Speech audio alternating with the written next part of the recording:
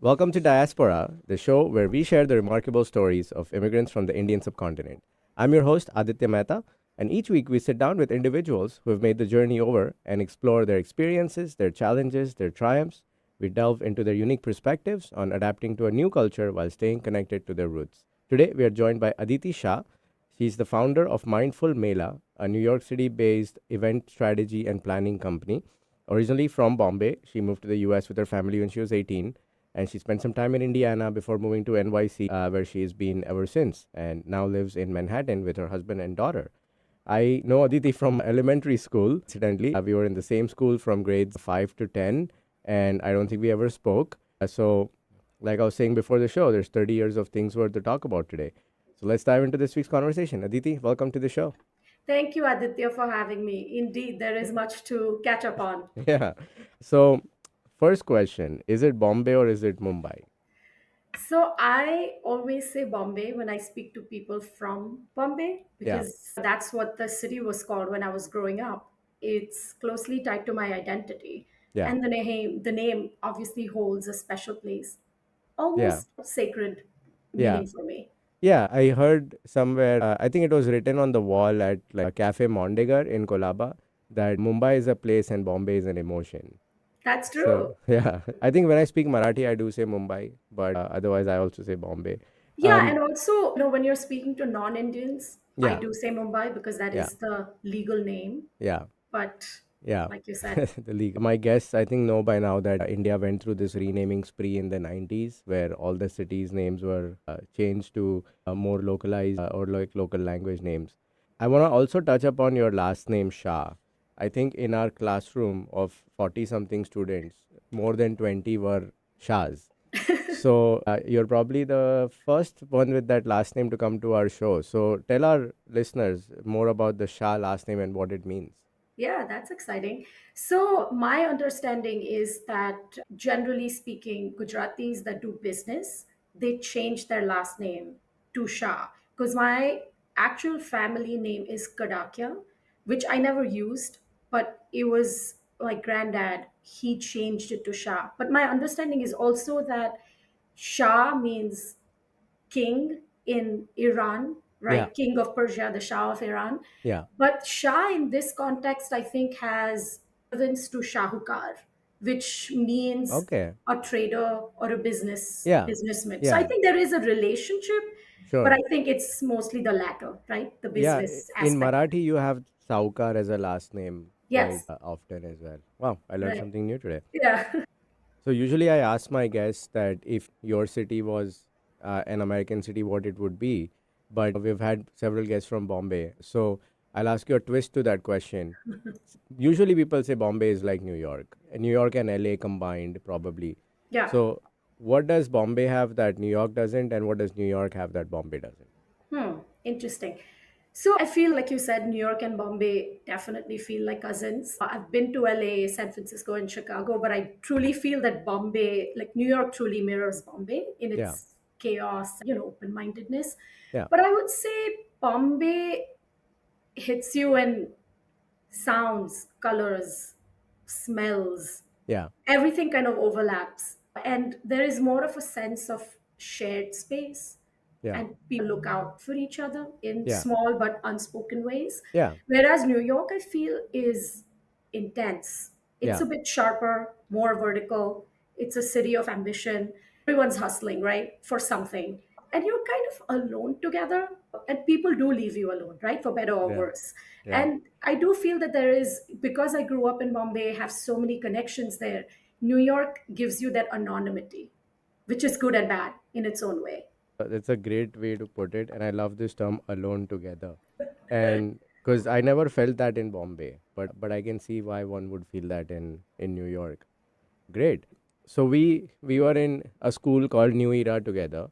I believe you spent your entire school in New Era, and unlike the US, you don't have a separate elementary school and a middle school and a high school. So there's primary and secondary, and New Era obviously had both. And then after 10th grade, you go to junior college. So were you in New Era from like kindergarten all the From way the up to? start, K Okay. through 10. Okay, K through 10. And then Yes. what did you do for your 11th and 12th grades? I was in Jayanth for Okay. 11th and 12th. Okay. We had a guest named Karishma Wadwani from Jehin, Okay. and she's Sindhi. So she Okay. told us all about the history of the Sindhi educational institutions. But Okay. then, end of the day, we both settled that HR had the better canteen and better food, and how Jehin people used to come to HR to, Definitely. The yeah, Chinese at HR. Raju Chinese. Exactly. My best friend Riddhi from our school, she Yeah. was at HR and, Oh, yeah, she you was know, in HR. yeah, Yeah. Yeah, I think very few people from our school came to HR. I think maybe Sahil Parekh was there and Riddhi right. was there and maybe one Hmm. or two more people. So tell us a little bit more about New Era, the school, and what its legacy is, because I don't think most people, even in Bombay, know about the school and its history. Yeah, it is interesting. And this is kind of like a hindsight vision, right? When you're in school, you don't realize these things. Yeah, So the school was set up in 1927 when India was still under British rule, right? yeah, So the founders were driven by this sense of national pride yeah, and wanted to create a co-educational child-centric school, yeah, something radical for the time. And they were inspired by Gandhian secular nationalism, Rabindranath Tagore, the Nobel laureate's holistic philosophy that he used to set up Shantiniketan, and yeah, Maria Montessori's progressive education model. This mix, I believe, gave the school grounding, right? yeah, Intellectually open, culturally rooted, and quietly rebellious in the best way possible, right? yeah, And of course, like over the years, school changed, the crowd changed, but the reality is that it was popular at the time to go yeah, to a convent school. yeah, But my parents felt that it was important for the kids to learn the mother tongue, and its rich legacy and history was important, right? And even in modern day, if you think about it, its inclusivity was unique. Do you remember on Fridays we had Sarva Dharma Prarthana? That was yes. like All prayer for all all religions, religion prayer. right? Yeah, We had Islamic prayer, we had Catholic prayer, we yeah. had Zoroastrian because our principal was Oh, yeah. Parsi. Yes. So I thought that was pretty cool, even though we were in a homogenous Yeah, environment, right, yeah, with like similar demographics, South Bombay. yeah. But I thought that was unique. You're a quite a wordsmith, Aditi, because quietly rebellious. Like I never thought of New Era as that, and it's actually making me very nostalgic about school, and Yeah, making me miss school. It's a time of your life, and people always say, "Oh, school days were the best days," and I was like, "No, I had way more fun in college." But like agree. now, just listening to you, it was a special place for sure. Yeah, And just for more context for our listeners, our school is very close to Mani Bhavan, where Gandhi ji used to live. And it's also very close to August Kranti Maidan, which is where the 1942 Quit India movement was launched. And there's like a memorial there and all of that. So it's a very historic part of the city, along with the Tejpal Auditorium next door, where the Indian National Congress was launched. It's thick with like Indian freedom movement, and most people probably don't get that. And my parents put me there for the same reason as yours did, is to get exposure to Gujarati culture. yeah, I really struggled with Gujarati as a subject. Like it was, we were learning four languages at a time. Like, I yeah, mean, that's true. it's a lot. So the minute I got to drop it in eighth grade and take Hindi French, I dropped it and took Hindi French. I remember you taking French, definitely. Yeah, there were some kids there who really were in that school because their English was not strong. And Yeah, then there were kids like you and me who were there because their parents wanted exposure to Gujarati culture. So right.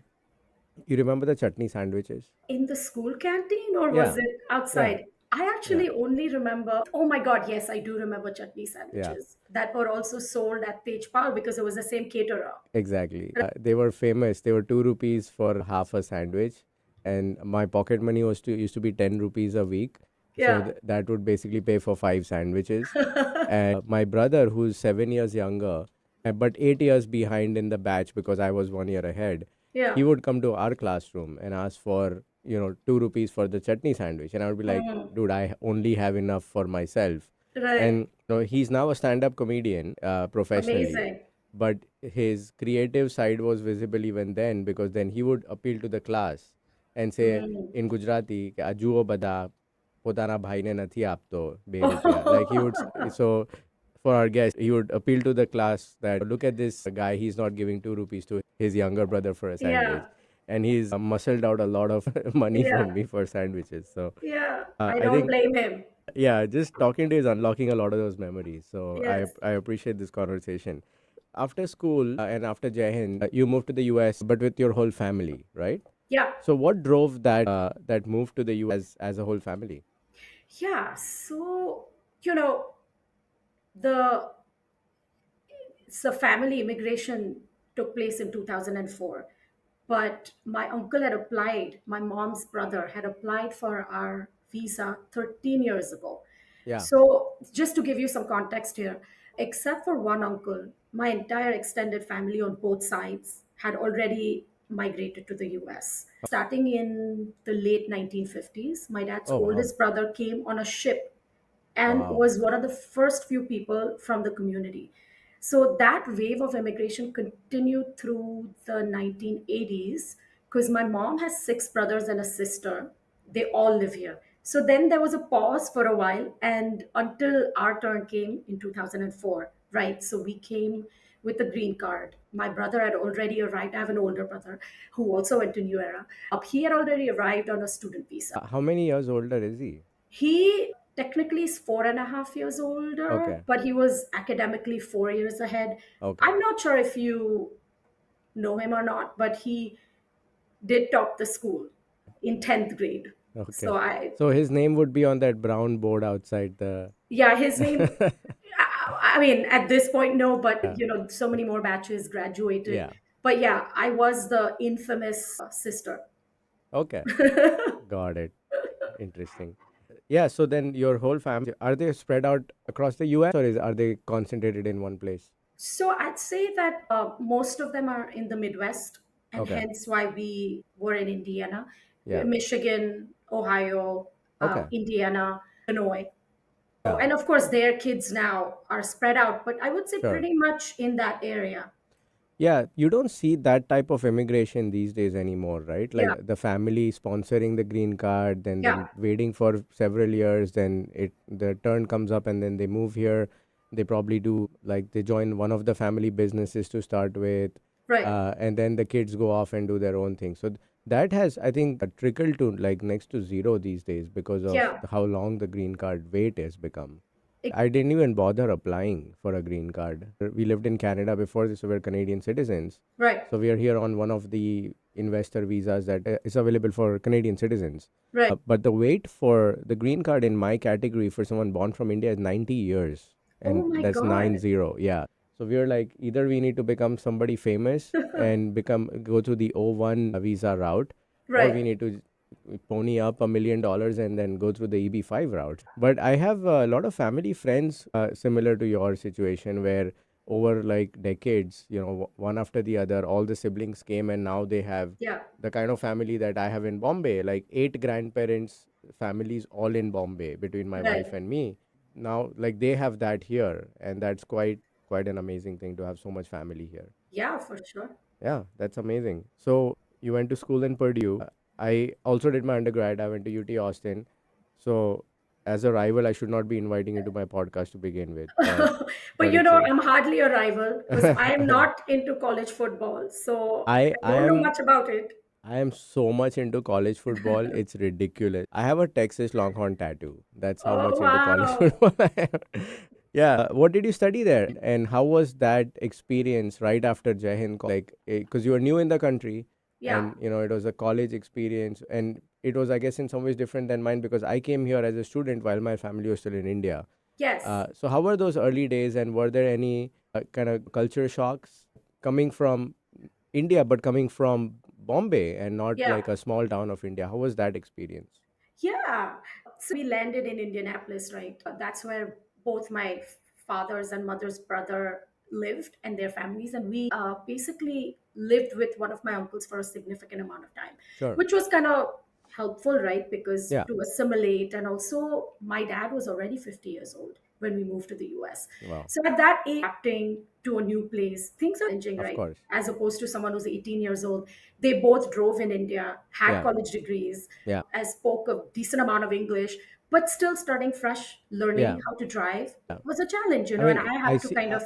Just to pause you there, I see Yeah, a sure. difference between people who come for undergrad and masters. Yes. Just that 4 years also makes such a big difference. So at 50, that's quite commendable that he made that move at that age and then adapted to life here. So I can only imagine how difficult it would be. Yeah, it was definitely difficult. And at some point, as an 18-year-old, you had to parent your parents, right? For the little time that I was there with them. And then when I went to Purdue, that dynamic changed. But funny that you ask about culture shock, right? That was a question that I was constantly asked by the Indians in the diaspora or non Indians. Oh, how Hmm. does it feel to Yeah, be in America? Is it very different? So I felt like, the culture shock wasn't because I was from India and we understood American culture. And it yeah. wasn't because I didn't understand American values. We did have access to We watched Friends Friends on and TV. Backstreet Boys, right? And access Yeah, to internet, maybe a yeah, season behind, but still pretty yeah, connected. We spoke English. We were aware of global trends.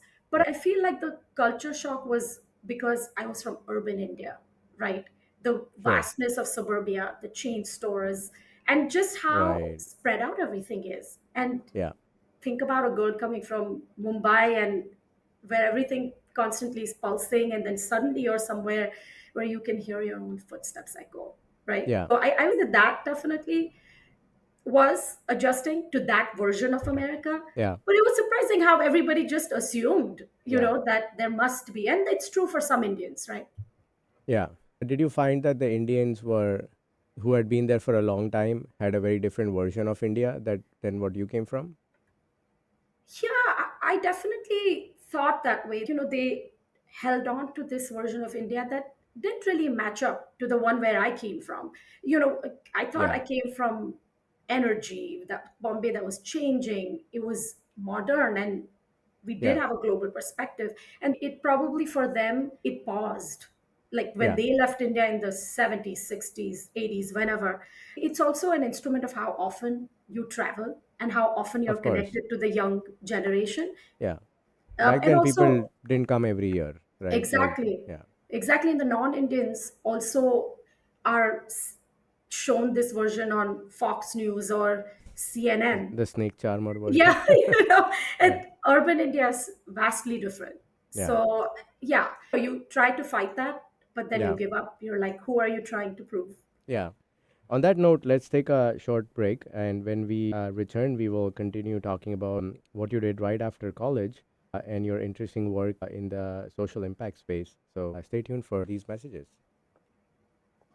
Welcome back to Diaspora on KKNW, where we share interesting stories of first generation immigrants from the Indian subcontinent. We are talking to Aditi Shah. She's a New York City based entrepreneur in the social impact space. But before we get back to talking to Aditi, I want to take a moment to remind you to subscribe to our channel on YouTube. You can find all our podcasts and episodes in video form there, right from the very first one. So, Aditi, what did you do after Purdue? What was your first job experience like? Yeah, wow. So after Purdue, studying psychology and political science, you don't have a job that's waiting for you. It's a struggle, and most of my friends were Yeah. engineers and they had a sense of what they were going to do. I was marketing and urban planning, so I had the Okay. same problem. No one's lining up their H1 visas for you. Yes, Yeah, yes. And also being, a non-linear thinker, it always followed my heart. So yeah. I said, let's move to New York City and we'll figure it out from there. Job in sales was my first ever job in New York Okay. City. And it wasn't easy for sure. But I What would, were you selling? so you know how they have those large machines, production style printing machines Okay. that fashion houses, big law Sure. firms they use, and we were trying to sell that. Wow. I thought I was okay, but I hated the job. Literally, it built so much confidence, like knocking on doors, Yeah. going through those doorman buildings. I Yeah. was petrified because they're like wondering where you're headed to, because these are all like meetings that are cold, right? Yeah. So I'd say that was challenging, but I Yeah. did learn a lot, right, Yeah. from that. But then I was also doing a certificate in global affairs at NYU, which kind of opened up doors for me, right? Like it Yeah. really deepened my interest in global, more international mission driven work. Yeah. And That path led to refugee resettlement work Okay. with like charities. And that experience really cemented that interest in social impact. And that journey took me to China with World Teach, Okay. teaching English in China to high schoolers. Okay. So that was a 1 year program. It was fabulous. And then after that, I moved to Bombay for 2 years to Okay. join my then boyfriend, and then we got married in that time period. I worked at a nonprofit, like an education based nonprofit, for about 2 years. Again, very interesting because I had grown up in Bombay, but I had never really worked. So was Yeah. able to attend some of my friends' weddings Yeah. for on my side and also on my husband's side. So that was pretty cool. And then we came back to New York, and that's where for several years I worked in national and international nonprofits across different sectors, right? Like environment, culture, global affairs, and immigration Yeah. before I started my own company. Let's unpack some of those experiences. So, I'm a big fan of doing sales early in your career Yeah, because it teaches you dealing with failure, it teaches you resilience, it teaches you tenacity, taking no for an answer. And it's not for everyone. I love sales. I've been in yeah, sales most of my career, but yeah. did you find that it taught you those things even though you didn't enjoy it per se? Yeah, definitely. The resilience for sure, right? Still knocking on those doors, picking up the phone and talking to strangers, writing those cold emails. I do think that I learned so much from working in sales at the time because in my nonprofit journey, I worked in the development sector, right? Like I was doing fundraising through institutions, corporates, and individuals. Yeah. And it is all about relationship Yeah. and how you approach them, how you write an email to them, how you Yeah. present yourself. So I definitely think that I learned a lot of those soft skills Yeah. in that sales job. Yeah. Tell us more about the World Teach program. What does it do and how did you come across it and how was your experience with that?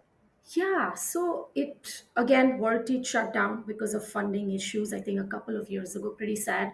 It was part of the Harvard University's International Development Office. They were Mm-hmm. based in Massachusetts, and they sent volunteers abroad, South America, Africa, Asia, and South Asia to teach English. And in some instances, it wasn't just English, it was also mentoring young college students. But the Mm-hmm. China program specifically was to teach English to high schoolers. I think there was a program by the Chinese government. They were putting a lot of money in training the kids in learning English Hmm. from the Westerners, Sure. right? So that was the program that I went to, and I was in a town called Juzhou in Hunan province. Mm-hmm. No one spoke any English, but they had bullet trains Sure. and Western grocery stores. So I learned how to speak Mandarin. I think that's when I sometimes feel that learning those four languages at the same time really opened up those neural pathways to learn Sure. more foreign languages. Sure. So I'd say that was interesting, was also able to travel through the country. And travel really truly opens up your mind. Of course. It really basically helps you eliminate all the biases and Yeah. stereotypes you have for people, and you see the beauty that Yeah. the whole earth is beautiful no matter where you're Yep. going. Yeah. Travel stretches your mind open in a way that it can never be unstretched again. Yes. Yeah. It's so do you still speak Mandarin? Are you in touch with the language? So, it's a very difficult language, right? They don't Yeah. have alphabets, right? Yeah. They have images for those letters. Yeah. It's a difficult language. I did take some lessons while I was there. I was able to get by, like shopping, taking a taxi, buying a train ticket. After I came back to New York, I did work at China Institute. So they were offering Mandarin classes to employees. It just got difficult. And I Yeah. didn't have an avenue to practice that language. Yeah. So I don't really speak it. But Yeah. here and there, if I meet somebody who's from China, I'll say, "Ni hao," or like, "Thank you," or something like Yeah.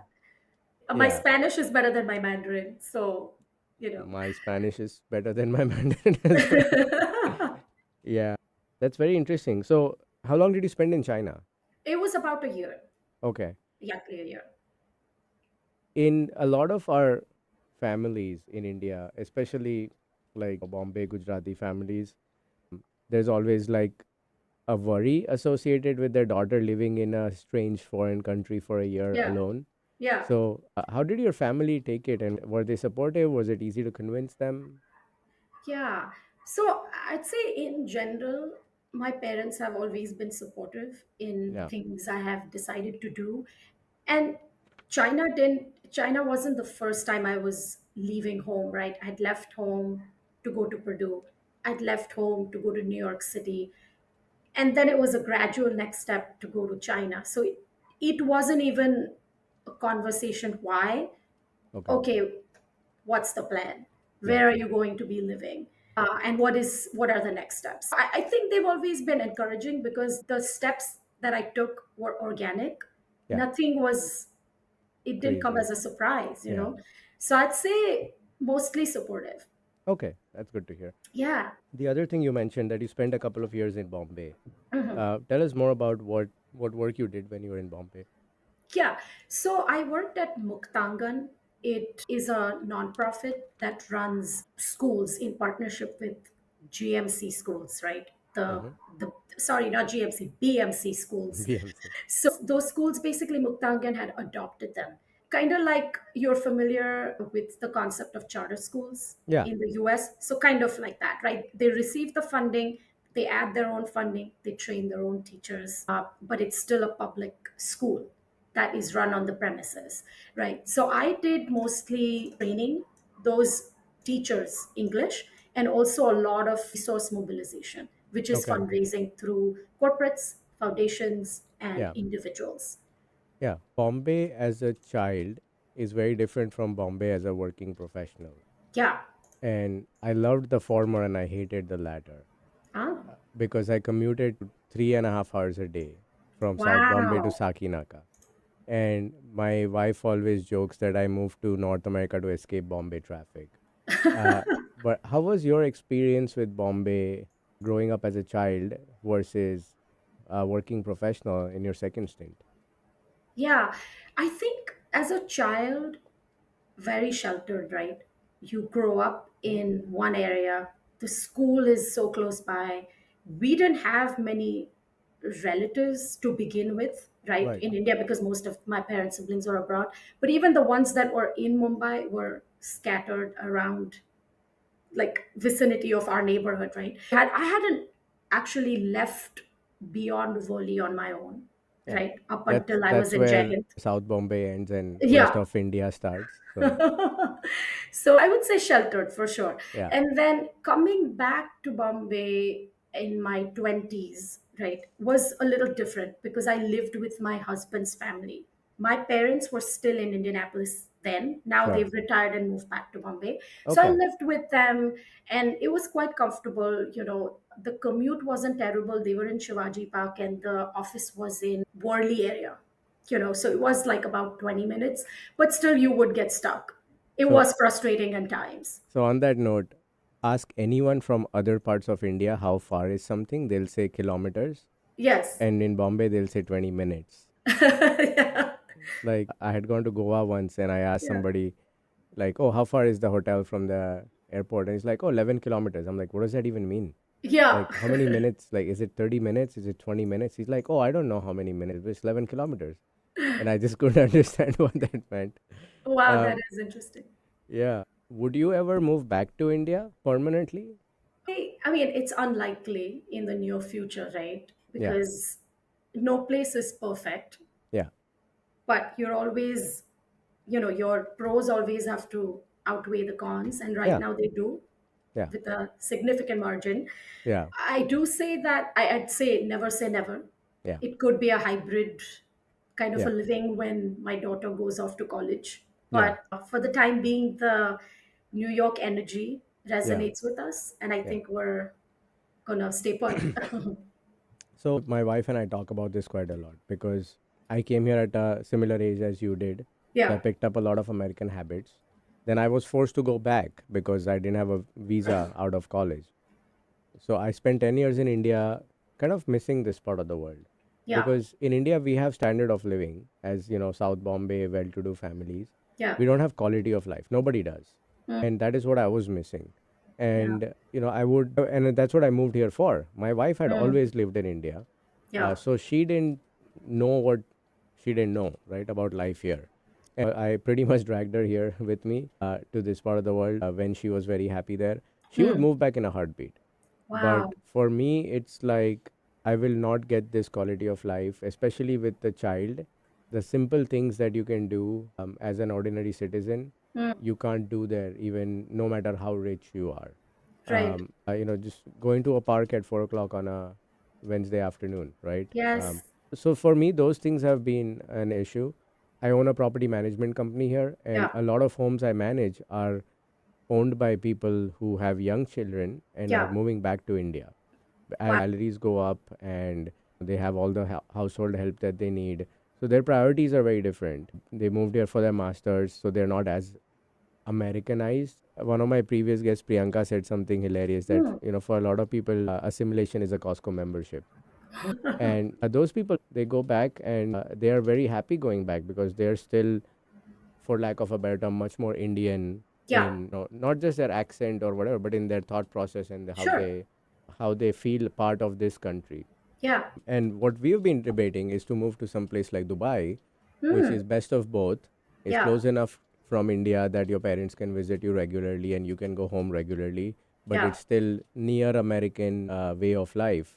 Right. Quality of life probably not there. Hmm. And I think we who live in this Pacific Northwest slash lower, Yes. like British Columbia, we're spoiled Mm-hmm. in how much beauty there is around us. For sure. But yeah, Dubai is probably like a happy middle place to have a base to Yeah. operate when it's raining 5 months of the year here. Yeah, that is true. But also to your point, right? Like when we lived in Bombay for those 2 years, Yeah, it definitely felt like the time that you spend socializing and the commitments that you have, yeah, you're not really getting time for yourself to of really course. pause, reflect on Yeah, what you did, why you're doing it, and where yeah, you're headed. So I yeah. think that was something that was definitely missing.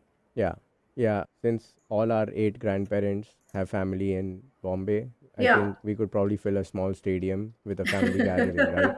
So the amount of time you spend maintaining relationships and doing things because you're supposed to do them out of the social necessity Right? it's a big drain on your time. And Yeah. then you bring in things like commuting, then you bring in things like the effort result correlation being poor, and as Mm. a business person, Yeah. your time is your money, and the amount of time you spend in Bombay or in India in general with like Right. non-productive things, that really changed the equation for me. And I always told my wife, I'm going to be a better business person in this part of the world. Kind of being validated because I've had businesses in India and Canada and here, Right. and I'm way more successful here based on my temperament Wow.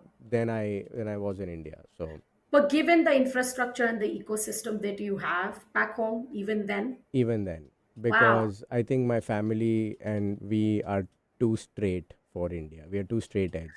You Okay. need to have a certain thick skin to do business in India.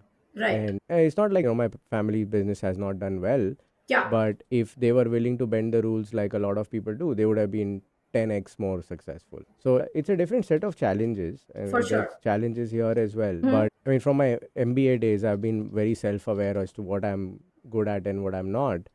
And I feel my temperament is suited to just living in this part of the world, doing business in this part of the world. I take my son to baseball games and cricket games, and we Mhm. do barbecues, and we're on the water. And so we really maximize the life here. And on that note, I feel like a lot of people who live here from our part of the world, Yeah, they, even though they make a ton of money, they don't maximize the life here. And it's that's not right. the US's loss, because US is getting their brains and their talents. It's their Mm-hmm. loss that they are not assimilating and taking advantage of all the wonderful things this part of the world also has to offer. Right, So for sure. on that note, let's take a short break. And when we come back, we'll talk about Aditi's pivot to entrepreneurship and what her current business does. Stay tuned for these messages. Welcome back to Diaspora on KKNW, where we share interesting stories of first generation immigrants from South Asia. We're talking to Aditi Shah, an entrepreneur in the social impact space based in Manhattan. And before we jump back into the conversation, if you like listening to our show, please consider following us on Instagram or leaving us a 5-star review wherever you listen to your podcasts. So, Aditi, Tell me a little bit more about the work you did in refugee resettlement. Yeah. So, in refugee resettlement, these were refugees that arrived in New York, whether they were from Western African nations or from Tibet or from South America.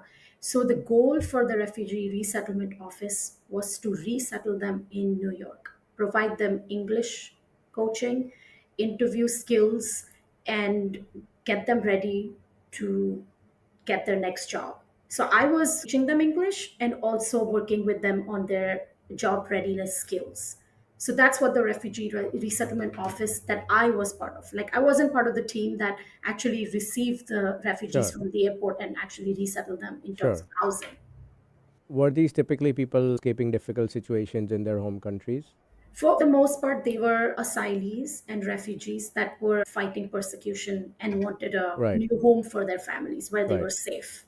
And were they generally well educated people, or did they represent all strata of society from blue collar to. I would say it was a mixed bag, Hmm, and probably more so on the blue collar end, right? Because not many of them had college degrees, but a yeah, fair amount of refugees also were PhDs and were yeah, doctors in their home countries. I would say it was a mixed bag.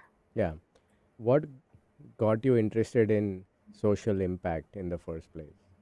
Yeah, like I mentioned, being a non-linear thinker, I Yeah, always felt like I was driven by purpose and meaning, and I was yeah, always seeking that. I just didn't have the words to articulate that, and that comes with experience by sure. doing different jobs. And when I was in sales, I was like, something's missing, missing. I need to find my purpose. Then I started taking classes at NYU, Yeah, and that's when I started studying global affairs and taking classes in international development. I felt like I wanted to do something that was meaningful, that was international in nature, yeah, and I was able to sort of contribute towards a cause. And that led me to social impact organizations. And refugee resettlement was just like a quick introduction into that field. And then I right. had to do multiple jobs to realize that what is it that I really want. Yeah, that's great. I've always been a strong believer in impact in general, but I also felt that there's more than one way to do it, For right? sure. Like being in a nonprofit is one way, Yeah. being in politics is a way of having social impact. When I was with my family business, I had a strong sense of purpose that we are helping people invest and build their financial future. Yes. I really struggled with that at Amazon. Because in the start, I was definitely having social impact in the sense I was helping launch new warehouses, which were Yeah. creating hundreds of jobs in those cities where those jobs were very welcome.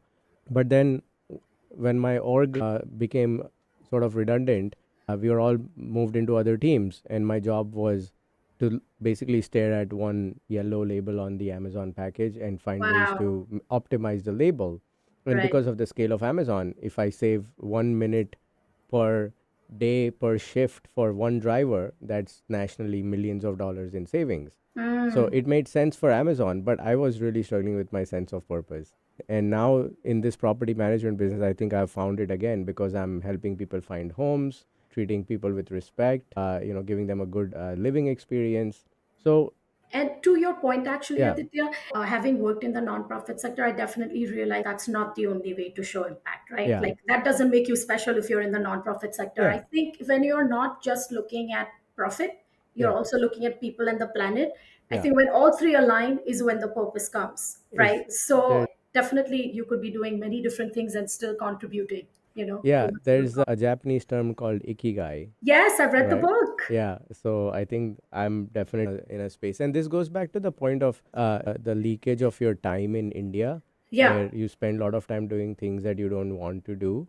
It's just because it's social norms. What I love about here, my life here, is that it's a life of my choosing and is a deliberate choice where I live, what I Mm. drive, who I spend my time with, who my friends are, what social relationships I choose to maintain, Mm. and that is very helpful towards fueling the ikigai as well. For Is sure. because everything is a deliberate action versus like, oh, we do this because we just have to do this, right? Right. So, what made you want to pivot to entrepreneurship? Yeah. Again, a journey, right? To your earlier point about finding purpose, it just Yeah. doesn't come. You have to fail many times before you figure that out. And I still haven't, but we're on that journey now. But I'd say that having worked with various mission driven organizations, right? Like immigration, environment, culture, all of that were close to my heart, but I never really felt that I just wanted to be tied to one of those causes. Yeah. And I didn't really feel that pull that, okay, I only need to be in immigration or I only need to be in environmental causes. So Yeah. deep down, I just wanted to work with all of them as a partner, not Yeah. just as an employee. So I'd say that realization sort of planted that seed. And at the same time, I had become a mother and I'd seen how motherhood can truly make you humble because you're constantly failing, and that illusion that you are in control, you're wrong about that, right? So in a Yeah. way, I was afraid anymore, and I'd already been through that big transformation. I thought that why not give this a try? I was Yeah. ready. It wasn't like a leap of faith, right? It felt Yeah. more like the right step. It was Yeah. organic. Yeah. And I felt settled emotionally, mentally to take that kind of a risk. And Yeah. honestly, I was craving that flexibility to do something on my own, to have that autonomy.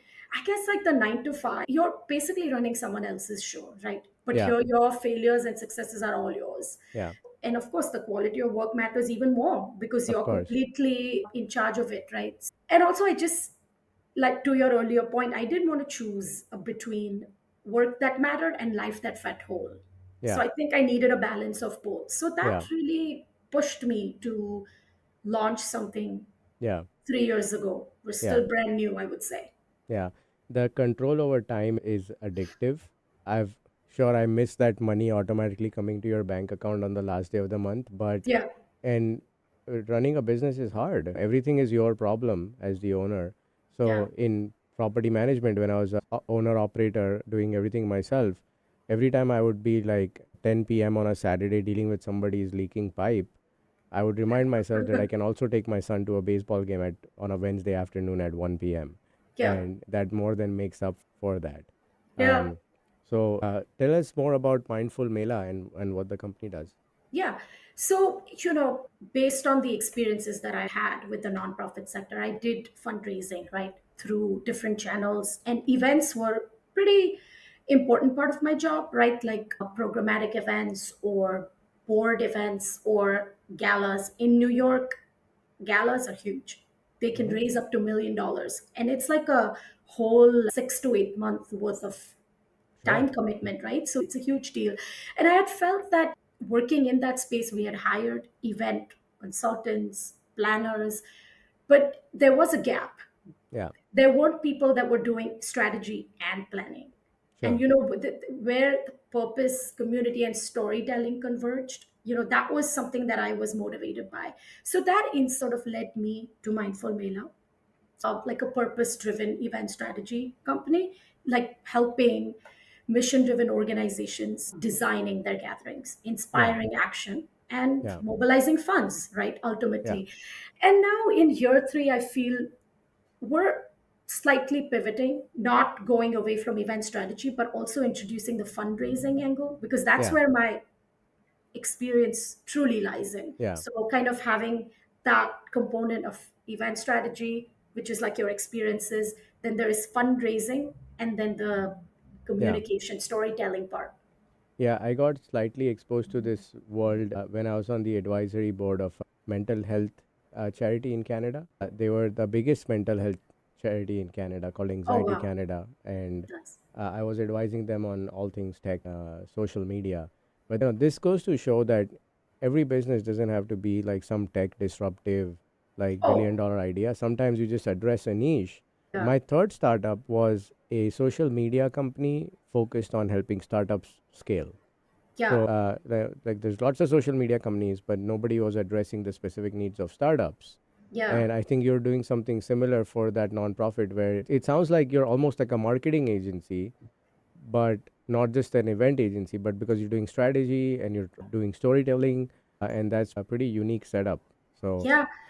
And to your point, Aditya, earlier, not everybody has to reinvent something or invent something new, right? I was yeah, reading somewhere that now MBA graduates are not looking to take on corporate jobs Yeah. at a fat salary, but they're trying to go to old businesses Yep. that are like 50 years old, Yep. plumbing, electricity, and Boring they want to take, businesses. yes, they Yeah. want to take them on. Yeah. And it's smart. Yeah. Why Just not? yesterday, I was talking to a couple of friends who own a plumbing and a water damage restoration company. Wow. And these are boring but solid businesses. You could go to any town in America and set up a plumbing company. You're not a venture capital research company that has to be in New York or like San Francisco. Exactly. And there are baby boomers retiring who have run these companies for, like you said, 40, 50 years. And it's going to be the biggest wealth transfer ever between generations. Yeah. People retiring and selling all these very, they do something well enough and they bring home $1 million a year, and that's it. It's unsexy, but it just works. So your daughter is almost 6 years old, and Yeah. so she was about 3 when you started this business. That's right. How was it like balancing parenting and entrepreneurship? Yeah. So, entrepreneurship definitely gives you that flexibility, right? To be able to do what you want to do, but also be present for the time when they're Yeah. home. When I was in a job, it was more challenging. Okay. Things started to get better when I actually started Mindful Mela. I was more present at home. Mm. I didn't have the worry that, oh, there is this deliverable. Yes, there are deliverables, but you are in charge of when they're due, Yeah. right? In the beginning years. Yeah. So I'd say that it worked well. Mm. It worked well, and it was a conscious decision to change that lifestyle because my husband does have a very demanding job, and you can't have both the parents constantly being busy. Yeah. My wife and I, we would always have one of us in a corporate job and one and in entrepreneurship. Yeah. But after I quit Amazon 2 years ago, now we both have our businesses. But we were very deliberate in the sense that mine has a lot of time sensitive problem solving, but Yeah. her business should not have that. Any business attribute that was negative in one's business, we made sure the other person's business offsets it. Oh, that's smart. Yeah. So, and then there were some things which we offset, which were not necessarily good or bad. Like I have lots of small clients who give Okay. me one property to manage, but she Yeah. has a few large clients. So we made sure Okay. the businesses even offset that. Mm. Mine is hyper local, hers is global. Mine needs to be here, hers can be run from anywhere. And Right. that allows us to balance each other out and support each other's businesses. One thing that we did, which really works for anyone who does a business or any couple that has a business person, we would do a weekly review meeting. Okay. It started out heavy because there was lots of things to discuss, but we talk about each other's business and we talk about what's going on in our respective business, what support we need from each other, discuss key metrics so the other person knows what's going on. Yeah. And then it ends with like house administration, like did you buy the gift for that birthday party or whatever. But it's been really useful in getting a structured time together to discuss, because then every time you talk, then you outside of this you can talk about life, because then That's you right. don't have all these things to talk. For sure. That's a great idea. Yeah, anyone who does a business, I invite them to do this with their partner. It really helps with expectations and support. Simple things, right? Like, oh, I have travel coming up, so make sure you're around for the child when I have travel. So there was one time when I think we booked travel at the same time, and Oh, then wow. this was before we used to have the meeting. So yeah, just avoids those kinds of things. How has parenting been in this part of the world? Because you're a first generation immigrant, so you bring with you a lot of your home culture, and the child is growing up here. I'm guessing she was born in the US. Yes. How has that experience been and balancing both these cultures for you? Ah, interesting. Deep question. So, yes, my daughter Tara was born in New York City. My parents were still in the US at the time.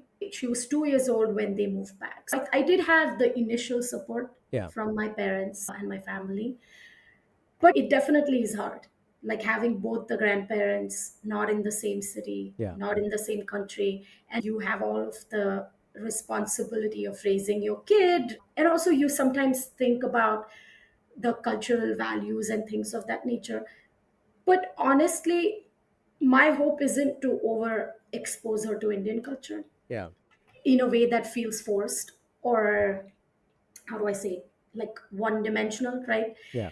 I do feel that I want her to have access to all of the different cultures, Yeah. right? Like what we have here in New York, we do have that.